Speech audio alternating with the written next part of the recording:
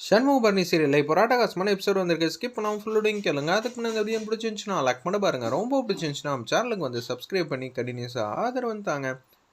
நம்ம சண்முகம் வந்து யதார்த்தத்தை வந்து புரிஞ்சுக்கிறாங்க.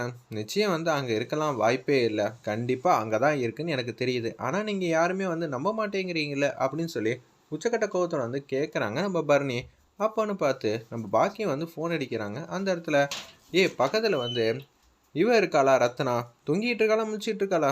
அம்மா தூங்கிடலாம் இல்லைம்மா, முழிச்சிட்டு தான் இருக்கா. என்ன வேணும்? ஃபோனை வந்து லவுட் ஸ்பீக்கரில் போடு. நானும் இங்கே ஃபோனை லவுட் ஸ்பீக்கரில் போடுறேன்னு சொல்லி 2 பேரும் மாறி மாறி பேசிகிட்டு இருக்காங்க.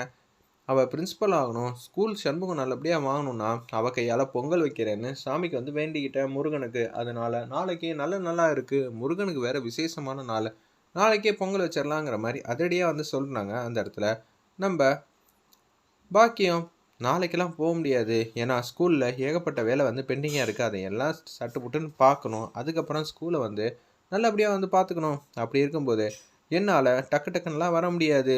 சாமி காரியம் இது மாதிரிலாம் தள்ளி போட்டால் நல்லது இல்லைன்னு பாக்கியமும் வைகண்டமும் சொன்னனால சரி நாளைக்கு பார்த்துக்கலாம். ஆனால் டக்குன்னு வந்து போயிடுவேண்ணா சரியா? சரிடி அதெல்லாம் பார்த்துக்கலாம், அரை நாள் மட்டும் இருந்தால் போதுங்கிற மாதிரி அந்த இடத்துல வந்து சொல்கிறாங்க. நம்ம பாக்கியம் வந்து பேசுகிற மாதிரி காட்டுறாங்க. அதே மாதிரி கோயிலுக்கு போயிட்டு பொங்கல் வச்சுக்கிட்டு இருக்காங்க. பக்கத்தில் வந்து செல்லக்கனியும் வந்திருக்காங்க. நம்ம எசக்கி, இந்த பக்கம் பாக்கியம், ரத்னா எல்லாரும் வந்து பொங்கல் வச்சுட்டு இருக்காங்க. எப்படி அத்தை எல்லாரும் ஏமாற்றிட்டு வந்தீங்க? அதெல்லாம் ரொம்ப ஈஸி. பொங்கல் வைக்க போகிறேன்னு சொன்னேன், ஆனால் காரணத்தை மட்டும் மாற்றி சொன்னேன், அவ்வளோதான். என்ன காரணத்தை சொன்னீங்க? நீங்கள் கண்டிப்பாக அடுத்தடுத்து ஜெயிச்சுக்கிட்டே இருக்கணும். அது மட்டும் இல்லாமல் அவங்களுக்கு ஐஸ் வைக்கிற மாதிரியே பேசினேன் பொங்கல் வைக்கிற சமாச்சாரத்தை பற்றி. உடனே அவங்க ரொம்ப சந்தோஷப்பட்டு போயிட்டு வா பாக்கியம் அப்படின்னு சொன்னாங்க.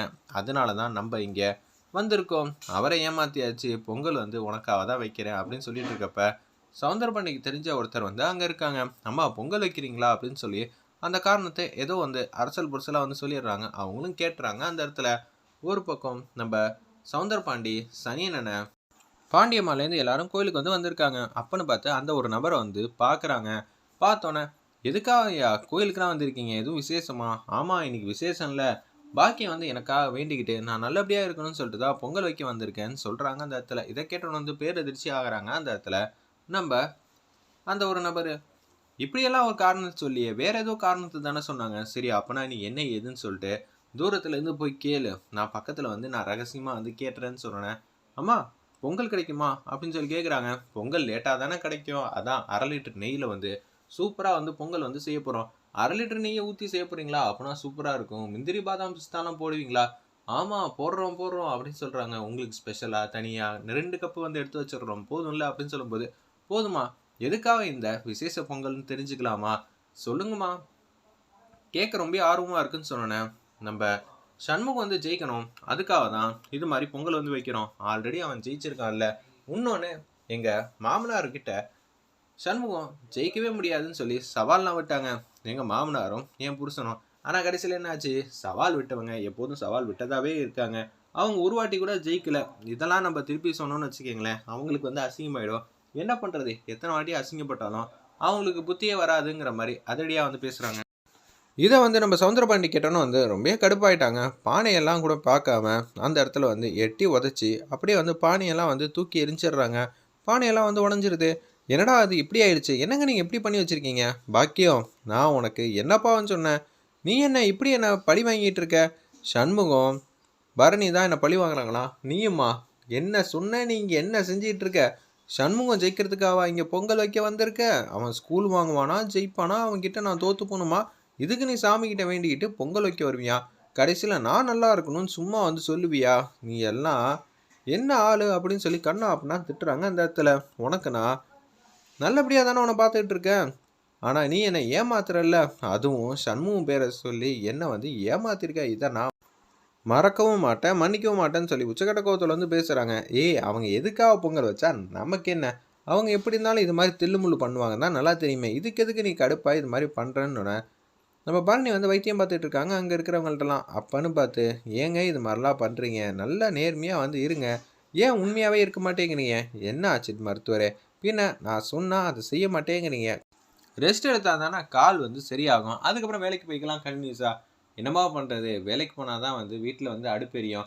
அதுக்கு நான் பணம் தரேன்னு சொல்லி சண்முகம் வந்து பணம் கொடுக்குறாங்க. அவங்க வந்து அப்படியே வந்து கிளம்புறாங்க. வேலைக்கு போகாமல் இருக்கணும். வேலைக்கு போனது தெரிஞ்சிச்சுன்னு வச்சுக்கேன், அப்புறம் சம்பளம்லாம் தரமாட்டேன். ஒரு வாரம் வீட்டில் வச்சு பூட்டிடுவேன் பார்த்துக்கன்னு சொல்லி சண்முகம் வந்து செம்மையாக காமெடி பண்ணிட்டு இருக்காங்க. இன்னொருத்தவங்க வராங்க. ஏதோ பக்கத்தில் காதுக்கு பக்கத்தில் ஒன்று இருக்கும்ல, அதை காணும்னு சொல்லிட்டு வந்துகிட்டு இருக்காங்க. அந்த இடத்துல என்ன ஆச்சு ஏதாச்சு அப்படின்னு சொல்லி கேட்குறாங்க. பார்த்தா அந்த இடத்துல அவங்க புருஷன் தான் அந்த மாதிரி பண்ணி விட்டாங்க போல இருக்கு. அதுக்கு தான் வந்து பரங்கிட்ட வந்துறாங்க. சரி நான் தைச்சு விட்றேன், எதுக்கும் கவலைப்படாத அப்படின்னு சொல்லி அந்த இடத்துல வந்து தைச்சிக்கிட்டு இருக்காங்க. பார்க்கவே பாவமாக இருந்துச்சுன்னே சொல்லலாம் அந்த சீன்லாம். அப்போன்னு பார்த்து, ஏய் உன் புருஷன் எங்கே இருக்கான், அவனை உண்டுலன்னு ஆக்குறோம். சண்முகம் இதெல்லாம் கேட்க மாட்டியா, நீ எதுக்கு படிச்சிருக்கியோ அதை மட்டும் பார்த்தா போதும், மற்றதெல்லாம் நான் பார்த்துக்கிறேன். வர வர நீ சண்முகத்தோட கோவக்காரனா ஆகிட்டே வர, இது சரியில்லை பார்த்துக்க அப்படின்னு சொல்லிடுறாங்க. அப்போன்னு பார்த்து ஃபோன் வருது. நம்ம செல்லக்கனிகிட்டேருந்து நடந்த விஷயத்தை எல்லாத்தையும் சொல்லிடுறாங்க. நம்ம செல்லக்கனி லவுட் ஸ்பீக்கரில் போட்டோன்னே நான் உடனே வரேன், உண்மையிலேயே வந்து எங்கள் அப்பாவுக்கு தில் இருந்தா நானும் அவங்க மாப்பிள்ளையும் அங்கே வரோன்னு சொல்லிவிடு, எதுவாக இருந்தாலும் பார்த்துக்கலான்னு. ஏய் கன்ஃபார்மாக போகிறோன்னு முடிவு பண்ணிட்டியா? பின்ன இல்லையா, அவன் நான் சும்மா விடக்கூடாது.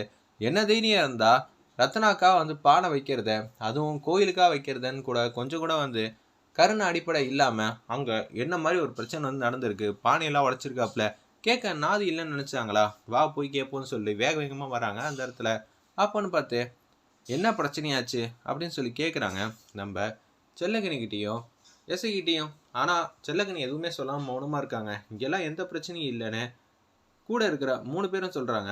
நம்ம ரத்னா, எசக்கி, இன்னொன்று வீரலட்சுமி, அவங்க அப்படி தான் சொல்லிட்டு இருக்காங்க. சண்முகத்துக்கு தெரிஞ்சால் பிரச்சனை ஆகிட போதும் தான் மாற்றி சொல்கிறாங்க. புது பானையெல்லாம் சமைக்க ஆரம்பிச்சிடுறாங்க அந்த இடத்துல. செல்லக்கனி என்கிட்ட எல்லா விஷயத்தையும் சொல்லிட்டா. ஏய் இது மாதிரி தான் சொல்லுவியா, பின்ன அவர் இது மாதிரிலாம் பானையெல்லாம் தூக்கி போட்டு உடைச்சாரு, எனக்கு எவ்வளோ தெரியுமா மனசு கஷ்டமாக இருந்துச்சு. சொல்ல வேணான்னு சொன்னால் இப்படி எல்லா விஷயத்தையும் சொல்லி வச்சுட்டியே, இப்போ என்ன பண்ண போகிறோம் அப்படின்னு சொல்லி பேரதிர்ச்சியாக வந்து யோசிக்கிறப்ப நிச்சயம் பரணி வந்து என்ன பண்ணுறாங்கன்னா சாமி வந்த மாதிரி நடிக்கிறாங்க அந்த இடத்துல. சவுந்தரபாண்டி முன்னாடி என்னோடத பொருளை உன்கிட்டேருந்து நான் வசூல் பண்ணாமல் விட மாட்டேன், அது மட்டும் இல்லாமல் கூடிய சீக்கிரம் இங்கே ஒரு போட்டி நடக்க போகுது, அந்த போட்டியில் நம்ம சண்முகம் தான் ஜெயிக்க போகிறான்னு சொல்லி சும்மா காட்சின்னு சொல்கிறாங்க அந்த இடத்துல. நம்ம பரணி இதை கேட்டோன்னு வந்து என்னடா அது அப்படின்னு சொல்லி பேசிக்கிட்டு இருக்காங்க ஊர் மக்கள்லாம். இதை பார்த்தோன்னு வந்து கடுப்பாயிட்டாங்க. ஏன்னா ஒருத்தர் 2 பேர் பேசினாலே வந்து வாயை மூடுறது கஷ்டம், இப்போ ஊருக்கே வந்து என்னென்னமோ சொல்லிட்டுட்டா, இப்போ என்ன பண்ண போகிறோன்னு தெரிலங்கிற மாதிரி யோசிச்சுட்டே இருக்காங்க. உன்கிட்டேருந்து வசூல் பண்ணாமல் நான் விட மாட்டேங்கிற மாதிரி பரணி வந்து சாமி வந்த மாதிரி நடித்து சூப்பராக வந்து பேசுகிறாங்க. வெயிட் பண்ணி பார்ப்போம்.